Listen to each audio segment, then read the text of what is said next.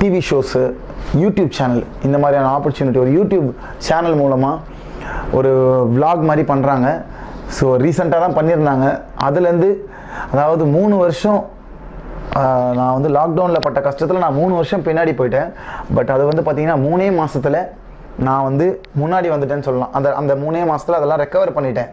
So இப்போ வந்து என்னால் திருப்பியும் என்னால் எல்லாமே பண்ண முடியும் அப்படின்ற ஸ்டேஜுக்கு நான் இன்றைக்கி வந்திருக்கேன்னா யூடியூப்பும் ஒரு காரணம் சொல்லலாம். ஸோ அந்தளவுக்கு இப்போ வந்து டெக்னாலஜி வந்து இம்ப்ரூவ் ஆகிடுச்சு. ஸோ என்னை வந்து நிறைய பேருக்கு தெரியறதுக்கு ரீசன் என்னென்னா, இப்போ நான் வந்து போயிட்டு இப்போ கற்றுக்கலாம் அப்படின்னு போக முடியாத ரீட்ஸில் இருக்கும்போது இப்போ என்னை தேடி வர அளவுக்கு இருக்காங்க. ஸோ இவர்கிட்ட போனால் நம்ம மேஜிக் கற்றுக்கலாம் அப்படின்ற ஒரு ரேஞ்ச் நான் வந்துட்டேன். ஸோ ஆஸ் அ டீலர் இருக்கும்போது அப்போ வந்து எங்கள் சார் வச்சுருந்தார். இப்போ is going to be retired stage அப்படின்ற மாதிரி வந்துட்டார்.